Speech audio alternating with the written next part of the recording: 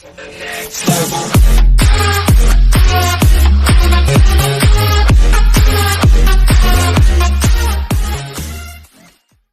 different blood types mean and how to find out yours.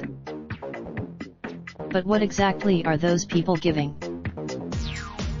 The earliest known human-to-human blood donation came before humans even knew what blood types were in 1818, when obstetrician James Blundell, to a woman who had just given birth. Having watched many, for the rest of the century, scientists experimented with blood transfer. Not all of these died, thankfully. Soon an Austrian biologist would make a discovery that would change everything. Studying earlier experiments with animals, scientists had noticed that these foreign bodies were broken up in the human bloodstream by hemoglobin, which resides on red blood cells and carries oxygen through the body. In 1901, Karl Landsteiner that similar reactions were occurring with human-to-human blood transfers. Common condition, his work attracted moderate attention. A successful blood transfusion was made using his work in New York in 1907, a far cry from the milk days. But in 1900, later in life, Landsteiner moved to New York.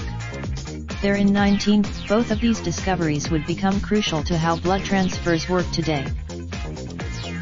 All blood carries antigens, substances that alert the immune system to spring into action, and each person carries a unique antigen makeup, falling into general groups what we have come to know as Landsteiner's blood types.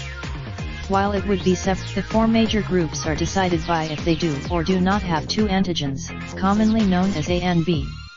Each of these antigens have an Rh factor, a positive or a negative. That's what leads to there are several ways to find out your blood type, and if you're eligible, the easiest way is donating blood. You'll likely receive, as a last resort, you could always ask your parents. Blood types are Raindrop, drop top, top smoking, no cooking the hot pot. I keep fucking on your bitch, yeah, that. Looking up, open the park pot.